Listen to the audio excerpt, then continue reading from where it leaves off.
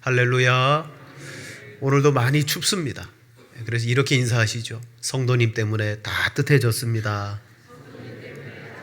네, 이건 엄연한 사실입니다. 여기 빈 공간이 있으면 좀 온기가 있긴 하겠지만 이렇게 성도님들이 가득하니까 따뜻해지는 게 맞거든요. 네. 자, 오늘 예배를 통해서 여러분의 심령과 삶도 충만해지시기를 축복합니다. 공부를 잘하는 학생은 그 복잡한 교과서와 공부할 분량들을 어떻게 하냐면 핵심 요약 정리를 잘해요. 그래서 나중에 시험을 볼 때는 요약한 것만 보면 그 뒤에 많은 것들이 생각나고 풀어지는 것을 경험하게 됩니다. 여러분, 신앙생활은 복잡하게 할 수도 있고 아주 단순하면서 그리고 간단하게도 할 수 있어요. 바리새인들은 신앙을 세분화시켰습니다.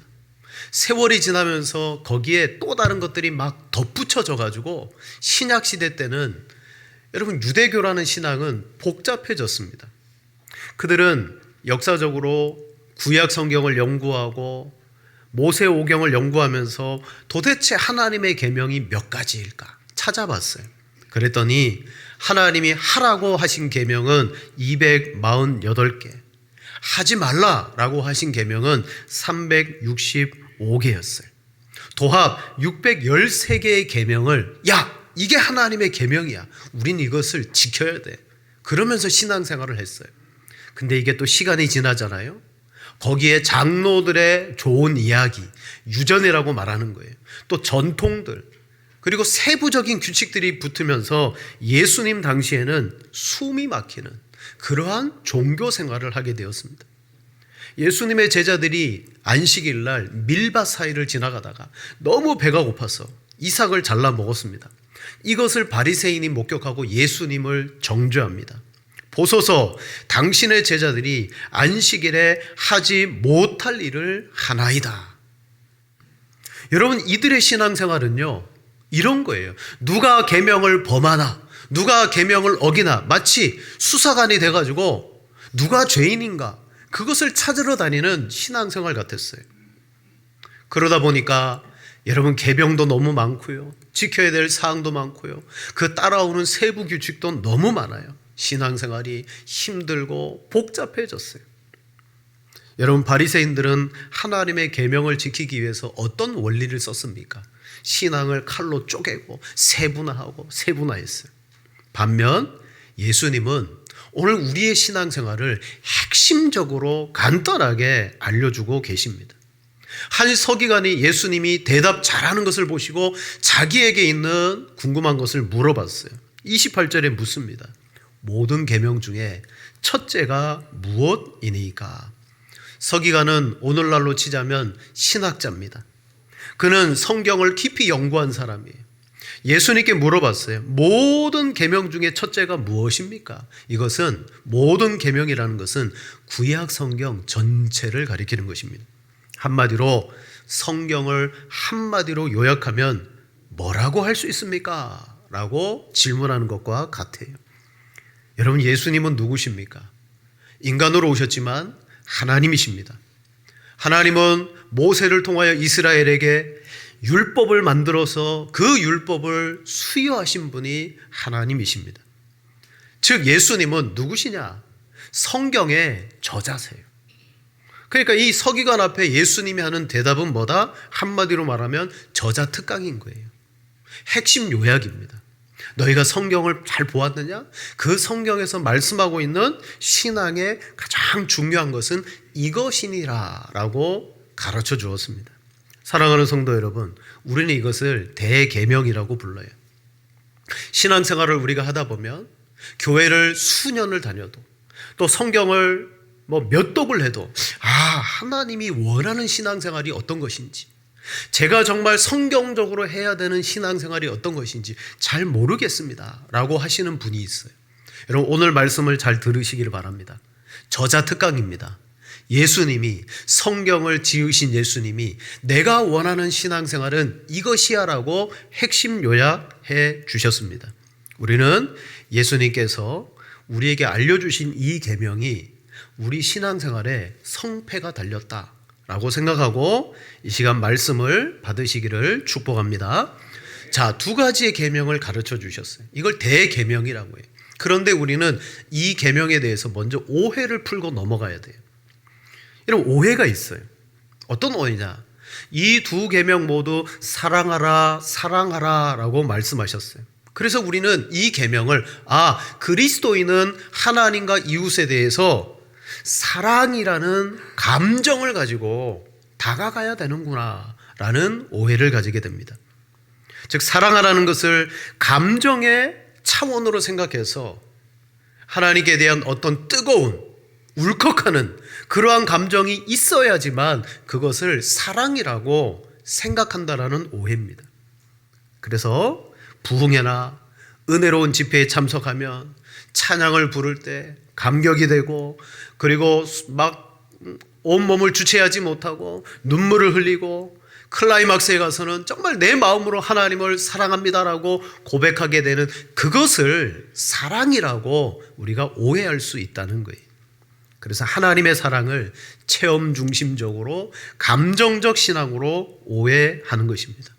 그러나 엄밀히 말하면 사랑은요, 감정이라는 한 부분에 국한된 게 아니라는 거예요. 사랑은 전인격적인 겁니다. 그리고 오늘 예수님이 말씀하셨잖아요.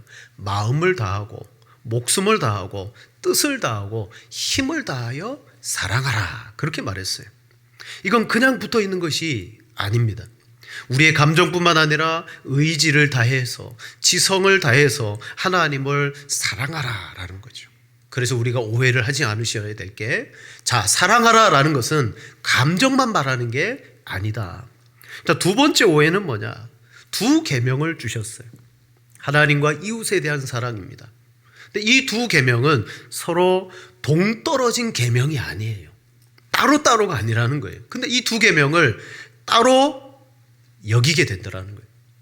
자, 예수님이 설명하실 때는 첫째는 이라고 말하고 둘째는 이라고 설명하셨지만 실은 이 두 계명은 주님이 말씀하실 때는 한 계명의 양면이다. 그걸 말하는 거예요.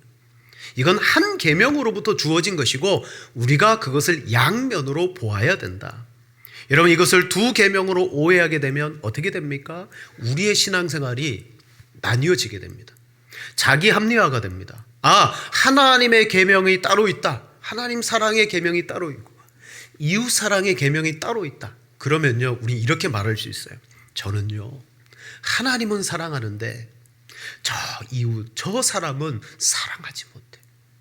그래서 하나님의 계명의 사랑은 저는 사랑하겠어요. 그 계명은 지키겠어요. 주일도 엄격하게 지키고 11조도 드리고 헌신도 하고 봉사도 하고 하나님께 대한 저의 계명 순종은 잘할 수 있겠는데 저 사람만큼은 사랑하지 못하겠어요. 하나님, 저는 이 계명을 못 지키겠어요. 라고 말하는 이유가 뭐냐면 이 두 계명을 두 가지로 보는 거예요. 그러나 여러분, 심각한 오해입니다. 하나님을 사랑하지 못하는 사람은 이웃을 사랑할 수 없어요. 하나님을 사랑하는 사람은 이웃을 사랑할 수밖에 없어요. 그래서 이 두 계명이 하나라는 것입니다. 이 두 가지가 따로따로가 아니에요. 하나라는 겁니다. 마태복음 22장 39절에 예수님이 말씀하십니다. 둘째도 그와 같으니 내 이웃을 내 자신같이 사랑하라 하셨으니, 첫째 계명을 말씀드리고 나서 이렇게 말합니다. 둘째도 그와 같으니. 두 번째 계명을 설명하면서 둘째도 그와 같아라고 말해요. 이게 무슨 말입니까? 그것은 첫째와 같은 것이다. 두 번째 계명 역시도 첫째와 같은 것이다. 즉 이것은 두 개의 별개의 계명이 아니고 하나의 계명의 양면인데 그것을 우리가 이해를 하셔야 돼요. 자, 감정의 차원의 계명이 아닙니다. 또한 이것은 동떨어진 두 개의 계명이 아닙니다. 이것을 염두에 두시고, 자, 오늘 첫 번째로 하신 계명이 뭐예요? 하나님을 사랑하라. 우리 29절 30절 두 절 같이 한 번 더 읽겠습니다. 예수께서 대답하시되 이스라엘아 들으라. 주곧 우리 하나님은 유일한 주시라. 내 마음을 다하고 목숨을 다하고 뜻을 다하고 힘을 다하여 주 너의 하나님을 사랑하라 하신 것이요. 아멘. 첫째 계명은 우리를 향하여 내 하나님을 사랑하라라고 하셨어요. 분명히 이 계명은 우리로 하여금 하나님에 대한 사랑을 행하도록 명령하신 거예요. 그런데 여러분, 이 하나님에 대한 사랑에 전제가 필요해요. 이 전제가 없이는 우리는 하나님을 사랑할 수가 없어요. 그게 뭐냐? 내가 하나님으로부터 그 사랑을 충만하게 받고 있다라는 신뢰와 믿음이 우리 안에 있어야지만 하나님을 사랑하게 된다는 거예요. 그래서 사랑하라라는 것은 사랑하지 않는 사람을 데려다 놓고 억지로 하나님이 사랑을 구걸하거나 강제적으로 사랑하라고 하는 게 아니에요. 여러분, 우리는 하나님을 사랑하기 전에 먼저 우리 안에 있는 것을 알아야 됩니다. 우리는 태어날 때부터, 사람은 창조될 때부터 행복을 누리도록 만들어졌어요. 이 세상에 태어나는 모든 사람들은 기본적으로 행복을 누릴 권리가 있습니다.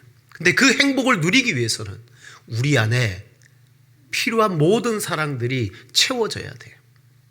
여러분, 어떤 우리 유아를 담당하는 상담가 선생님이 그런 말씀하셨어요. 아기가 엄마의 젖을 딱 먹고 나서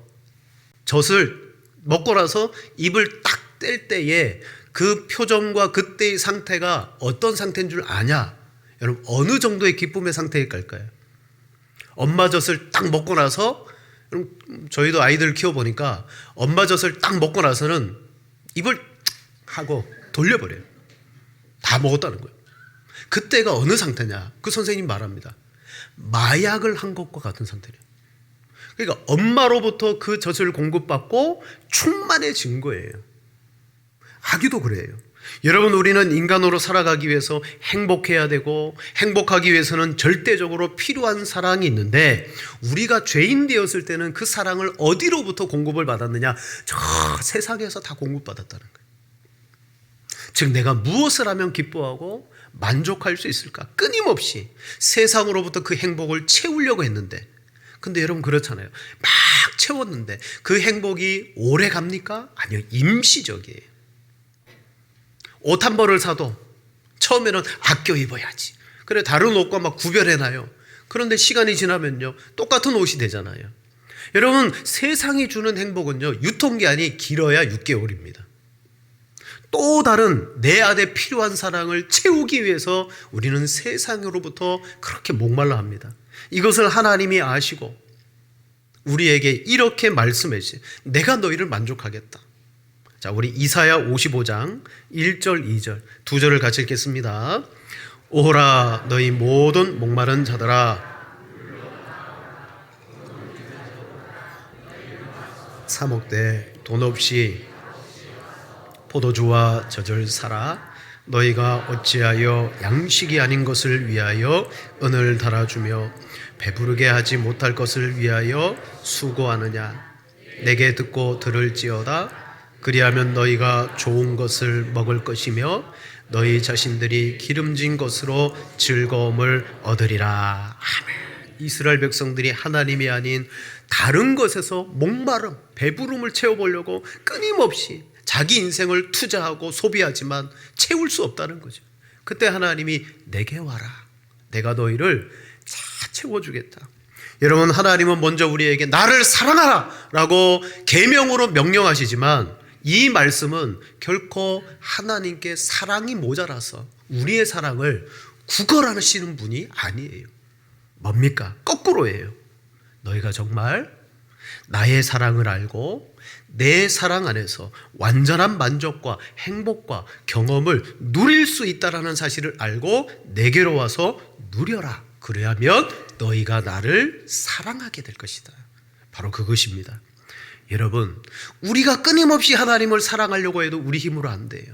그런데 하나님의 그 사랑을 받게 되면, 하나님이 세상을 이처럼 사랑하사 바로 예수 그리스도로부터 성령까지 선물로 주신과 그 놀라우신 사랑을 내가 경험하게 될 때, 우리는 그 응답으로서 하나님을 사랑하게 될 줄로 믿습니다. 마음으로, 뜻으로, 목숨으로, 의지적으로. 바로 하나님을 사랑할 수 있다는 것은 이거예요. 먼저 우리가 하나님의 사랑으로 충만해져야 됩니다. 그리고 충만해질 때, 하나님밖에 없구나, 그래 역시 하나님이야 라고 말할 때 다윗과 같이 나를 푸른 초장과 시냇물가로 인도하시는 때도 있지만 사망의 골짜기로 인도하실 때에도 하나님밖에 없어. 그러면서 어떤 상황에서도 하나님을 향한 사랑이 변치 않게 되더라는 거예요. 그러기 위해서 우리 모두는 하나님이 지금 나를 얼마나 사랑하고 있는지를 말씀을 통해서 알아야 됩니다. 신앙생활은 그것입니다. 하나님의 사랑이 어떻게 내게 부어졌는지를 아는 거예요. 그것을 발견한 사람은 하나님을 사랑할 수 있어요. 그런데 지금도 정말 하나님은 나를 사랑한다라고 말하지만 그 사랑을 내가 누리지 못하고 만족하지 못하는 사람들이 많이 있어요. 여러분, 말라기 시대 그랬습니다. 말라기 시대 신앙인들은 하나님이 지금까지 그들을 무한히 사랑해 오셨는데 하나님이 자기를 사랑하는지 몰랐어요. 성경은 이렇게 말합니다. 말라기 1장 2절, 여호와께서 이르시되 내가 너희를 사랑하였노라 하나 너희는 이르기를 주께서 어떻게 우리를 사랑하셨나이까 하는도다. 나 여호와가 말하노라 에서는 야곱의 형이 아니냐 그러나 내가 야곱을 사랑하였고. 하나님은 무한히 끊임없이 이들을 사랑해 오셨어요. 그런데 그들은 하나님의 그 사랑을 알지 못했어요. 그러니까 하나님을 향하여 사랑할 수가 없는 거예요. 여러분, 먼저 하나님의 사랑 안에 거해야 됩니다. 그럴 때 마음을 다하고 뜻을 다하고 힘을 다해서 주님을 사랑할 수 있습니다. 그럼 꼭 기억해야 될 게 있어요. 뭡니까? 하나님 외에 나의 필요한 모든 사랑, 행복과 만족과 기쁨과 평안을 줄 수 있는 분은 아무데도 없다. 하나님 안에 모든 것이 다 있다. 나에게 필요한 것은 하나님으로 채워질 수 있다. 이것을 여러분 믿는 겁니다. 사랑은요, 믿는 거예요. 믿는다는 것과 사랑한다는 것이 다른 게 아니에요. 내가 그 하나님을 믿을 때 그 사람이 하나님을 사랑하는 것입니다. 그러므로 우리가 하나님으로 만족할 수 있다는 것을 믿는 거예요. 그리고 지금도 끊임없이 우상과 세상의 것으로 우리를 유혹해요. 내가 너희를 채워줄 수 있어, 만족시켜줄 수 있어. 그럴 때 아니야, 하나님이 나를 사랑하신다 그랬고 나는 그것을 체험받았어, 그래 너희는 더 이상 필요가 없어. 그 헛된 사랑을 그칠 수가 있는 거예요. 그러므로 우상 숭배는 무슨 문제입니까? 신앙의 문제고 믿음의 문제 아닙니까? 그러니까 사랑도 믿음의 문제예요. 감정의 문제가 아니고 믿음의 문제입니다. 하나님은 이렇게 우리에게 물어보십니다. 혹시 너희도 나의 필요한 사랑을 하나님만으로 만족될 수 있다는 사실을 분명히 믿고 있느냐? 근데 어떤 사람이 이렇게 말합니다. 저는 하나님도 필요하지만 또 다른 보상도 필요합니다. 그건 온전히 하나님의 사랑을 누리지 못하는 거예요. 하나님 외에 다른 것이 필요 없습니다. 그렇습니다. 저는 성경을 통해서 봐도 하나님을 알아가면 알아갈수록 하나님 외에 다른 것이 없다라는 것을 발견하게 됩니다. 그러므로 저는 그 하나님을 내 마음에 담습니다. 여러분, 하나님을 사랑한다는 것은요, 무엇입니까? 더 하나님께 대한 믿음을 갖는다는 거예요. 요한일서 5장 3절 4절에 말합니다. 하나님을 사랑하는 것은 이것이니 우리가 그의 계명들을 지키는 것이라. 그의 계명들은 무거운 것이 아니로다. 무릇 하나님께로부터 난 자마다 세상을 이기느니라. 세상을 이기는 승리는 이것이니 우리의 믿음이니라. 아멘. 사랑하는 것과 믿음을 같이 이야기하고 있어요. 고로 하나님을 사랑하는 자는 온 마음으로 하나님을 신뢰하는 사람입니다. 현재와 미래에 대해서 확고부동하게 하나님께 모든 것을 맡기고 신뢰합니다. 의지합니다. 이게 바로 내가 나를 사랑하느냐? 하나님을 향한 사랑을 지키며 살아가는 것입니다. 그럼 어떻게 하면 우리가 구체적으로 이것을 사랑하며 누릴 수 있을까요? 바로 성경을 내 마음속에 담는 거예요. 하나님을 어떻게 해요? 계속해서 알아가는 거예요. 여러분, 사랑은 알아가는 거잖아요. 그래서 골로새서 3장 16절에 말합니다. 그리스도의 말씀이 너희 속에 풍성히 거하여.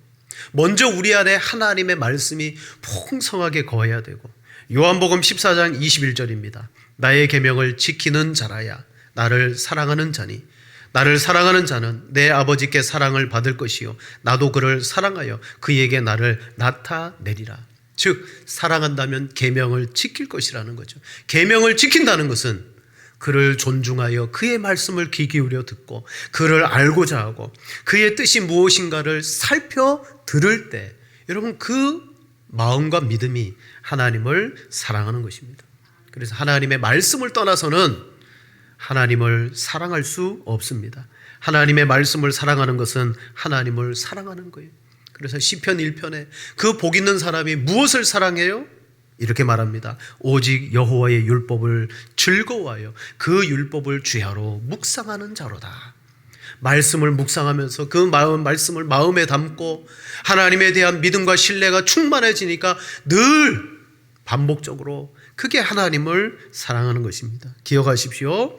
하나님은 우리가 하나님을 사랑하도록 먼저 하나님을 나타내시고 내가 너희의 전부다. 내가 너희를 책임져 준다. 내가 너희를 사랑한다는 것을 알려주신 이후에 우리로 하여금 그 반응으로서 하나님께 마음과 몸과 뜻을 드리는 사랑의 계명을 지키도록 하신 줄로 믿습니다. 이 일을 위해서 선물도 주셨잖아요. 성령께서 우리 안에 오셔서 하나님의 깊은 것까지도 알려주시는 역사가 있을 줄로 믿습니다. 첫 번째 계명, 여러분 하나님을 사랑하라는 계명은 어떤 요구예요? 나에게 와서 내 사랑을 누려라. 나를 신뢰해라. 그리하면 너희가 나를 사랑하게 될 것이다. 자, 두 번째 계명입니다. 내 이웃을 내 자신과 같이 사랑하라. 이것은 첫 번째 계명이 잘 된 사람에게 필연적으로 따라오는 거예요. 이건 다른 게 아니에요. 하나님에 대한 그 사랑이 내 안에 확립되어진 사람은요, 하나님의 첫 번째 계명을 경험한 사람은 필연적으로 일어나는 일입니다. 사람은요, 받은 만큼 줄 수 있어요. 사랑을 받아본 사람이 사랑할 줄 압니다. 사랑받은 사람이 사랑합니다. 제가 아무리 생각해도 제가 좀 사랑이 없는 사람 같아요. 사랑이 없는 사람. 사랑이 있으면 막 다 돌아보고 다 살펴보고 정말 그럴 것 같은데 좀 그렇지 못하는 것 같아요. 왜 그럴까? 생각해 봤더니 뭐 어린 시절에 다 행복했겠습니까마는 나름대로 어린 시절에 제가 생각할 때 사랑을 받아야 될 때 사랑을 못 받은 것 같아요. 우리 부모님이 들으면 청천벽력 같은 이야기겠지만 제가 느낄 때 단적으로 그런 게 있습니다. 제가 연년생이거든요. 제 동생이 저보다 1살 차이예요.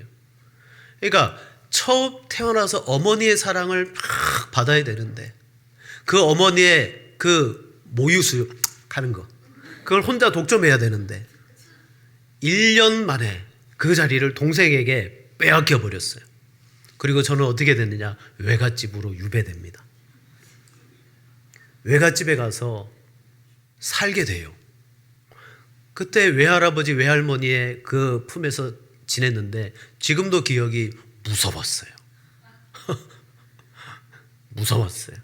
그래서 제가 이게 뭐 상담학적으로 왜 좀 내 인생이 좀 사랑이 좀 부족하고 그런가 싶을 때 어려서 충만하게 사랑을 많이 경험하고 받았다면 그럼 나중에 좀 커가지고는 뭐 어머니랑 대면 하는 거 아닙니까? 좀 그랬던 기억이 있었던 것 같아요. 사랑을 받아야 됩니다. 여러분 우리는 죄성이 있습니다. 그 죄성으로 저절로 사랑할 수가 없다는 거죠. 하나님의 사랑을 내가 받을 때 그걸 경험할 때 비로소 사랑을 배우게 되더라. 내가 하나님의 사랑을 깨달은 만큼 저절로 내 이웃에 대해서도 불쌍히 여기고 하나님의 마음을 가지고 사랑하게 되는 거예요. 여러분 우리는 이웃을 붙들고 늘어집니다. 왜 나를 이해 못하냐고, 왜 나를 사랑하지 못하냐고. 여러분 참 믿음의 성도는요, 그 이웃을 가지고 사랑해달라, 왜 사랑이 모자라나 이렇게 싸우면 나올 수가 없어요. 우리의 사랑이 하나님께로부터 채워진 상태에 비로소 그게 넘쳐나서 이웃을 사랑하는 것으로 가는 거예요. 사랑하는 여러분, 내 안에 온전히 채워지지 않는 빈구석이 있습니다. 불만족스럽습니다. 그런데 어떻게 내가 이웃을 사랑할 수 있을까요? 그러니까 이 계명은 하나일 수밖에 없는 거예요.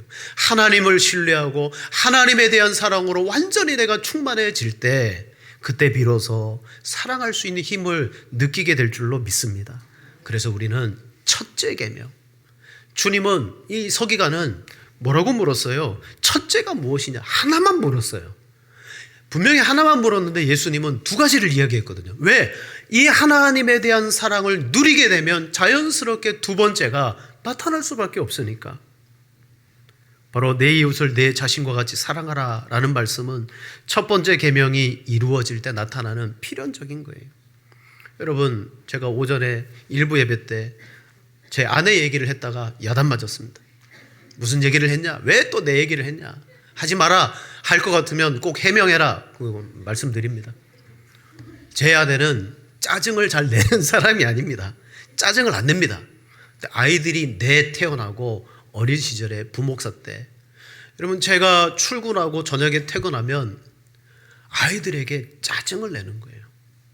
제가 볼 때는 너무 사소한 건데 짜증을 내요. 제가 서두에 그랬어요. 제 아내는 짜증을 낸다고요, 안 낸다고요? 안 내는 사람이, 오해하지 마세요. 안 내요. 짜증을 내요. 그게 하루 이틀 계속 쌓이고 지나다 보니까 제가 여보, 아이들에게 짜증을 왜 그렇게 내? 제 아내가 돌아본 거죠. 내가 그랬나? 그러고 봤더니 제 아내가 그러더라고요. 그 시간대는 내가 방전된 시간이다. 하루 종일 아이들, 집에 있는 아이들 보고, 어린이집 유치원 갔다 온 아이들 돌보고, 방전된 상태다. 당신은 그때만 들어와서 나를 보지 않냐? 그랬어요. 아침에 부시시한 얼굴 보고 저녁에 오면 방전된 아내를 보니까 저는 아내가 이해가 안 돼요. 왜 아이들에게 짜증을 내냐고. 근데 이해가 되어졌잖아요. 그리고 아내도 자기를 돌아봤어요. 아, 내가 정서적으로 육체적으로 방전이 돼서 이 아이들이 줄 힘과 에너지가 없구나. 그리고 제 아내가 그때부터는 자기의 삶을 탁 정하더라고요. 어떻게? 그때부터는요, 퇴근을 만들더라고요. 자기도 퇴근이라고. 지혜로웠던 것 같아요. 아이들도 알아요.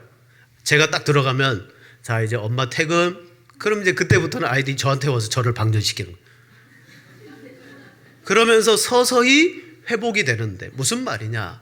여러분, 우리 안에 이 정서와 이 사랑이 필요사랑이에요. 필요해요. 채워져야 돼요. 그런데 누구로부터 채워져야 됩니까? 교회도 아니에요. 여러분, 교회로부터 사랑을 받는 것 아니에요. 물론 사랑을 주지만 목회자로부터 그 사랑을 다 받는 거 아니에요.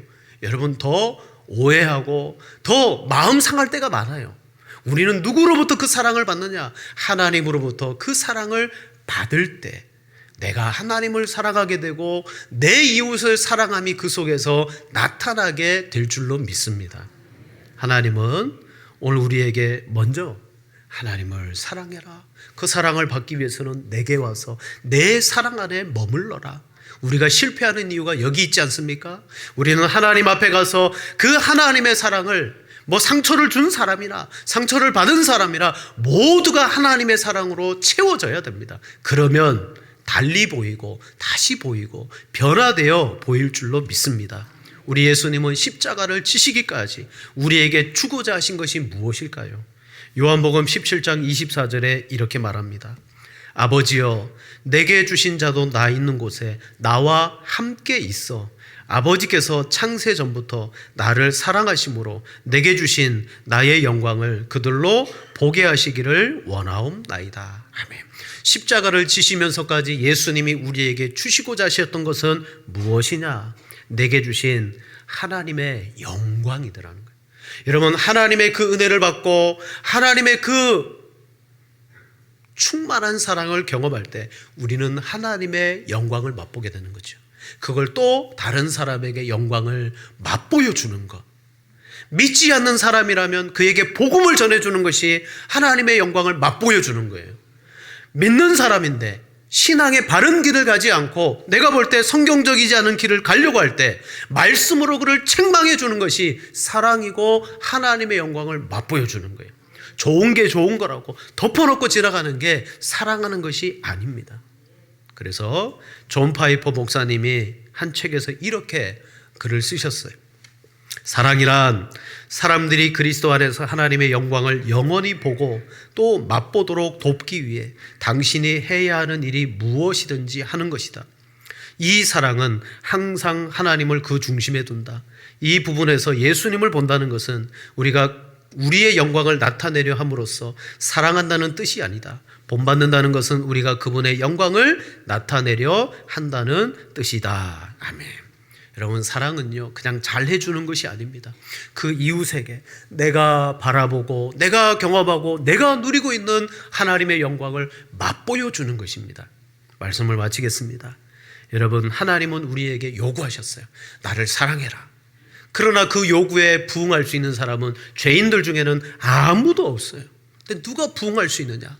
하나님으로 내 인생의 모든 필요한 행복을 채움받은 사람, 하나님의 사랑으로 공급받은 사람, 그 사람만이 하나님을 신뢰하고 믿는 것이고 그 믿는 것이 하나님을 사랑하는 것입니다. 그렇게 채움받은 사람이야말로 이 세상을 살아갈 때 그 받은 하나님의 영광을 확산하고 그 기쁨을 주는 이웃사랑의 삶을 살게 될 줄로 믿습니다. 여러분, 이 두 계명이 모든 말씀의 핵심이죠. 이것 위에 우리가 무엇을 추구하고 먼저 나가야 되냐, 여러분의 신앙을 잘 세워나가시기를 축복합니다.